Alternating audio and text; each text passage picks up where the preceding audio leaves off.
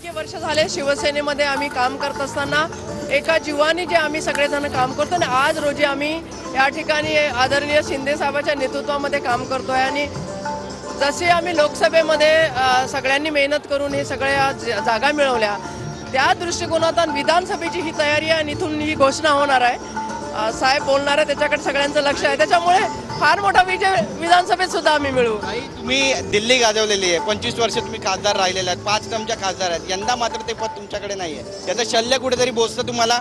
नाही, मी मागेच सांगितलं आहे की मला शल्य वगैरे काही नाही, मी खंत होती ती व्यक्त केली आणि मी लढणारी महिला आहे, त्याच्यामुळे असं काही दुःख मानत बसणारी नाही मी और लढेंगे। नक्कीच विधानसभा आहे आता आणि राज्य मंत्रिमंडळाचा रखडलेला विस्तारही होत आहे, तुमच्या नावाची पण चर्चा आहे। मंत्रिपदाची जर महागळ्यामध्ये पडली तर कशा पद्धतीनं तुम्ही जबाबदारी महाराष्ट्रासाठी निभावणार?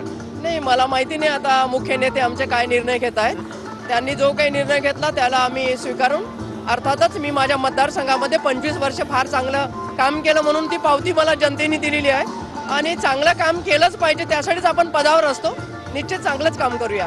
लोकसभा निवडणुकीनंतर सर्वेचा नाईटमेअर जाणवतो का कुठे?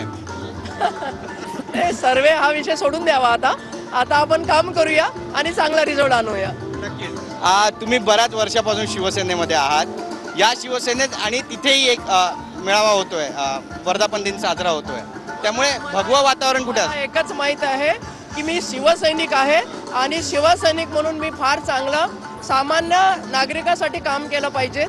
सगळ्यात महत्त्वाचं आहे की शिवसेना प्रमुख आदरणीय बाळासाहेब ठाकरे हे म्हणायचे की 80% समाजसेवा आणि 20% राजकारण, त्यात ऊर्जा आहे।